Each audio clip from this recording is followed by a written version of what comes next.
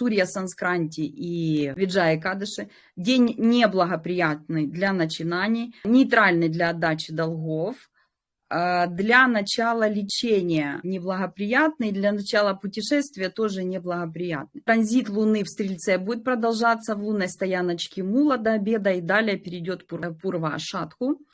Хорошая будет солнечно-лунная йога и для материального тоже. Но учитывая Сурья Санскранти, здесь больше обратить внимание на благотворительность, здесь больше обратить внимание на пост в ритмах Вселенной Экадаши, да, и придерживаться его. Что здесь продолжается тенденция Мулы, да, это для обучения, хорошо для исследования вот этих вопросов, философских таких жизненных, о вечном, да, нетленном, о духовном, значит, о своей связи с Богом. И 13 это пятница, это день Венеры. Здесь такая будет как гармонизация также у Пая идти и Венеры в гороскопе.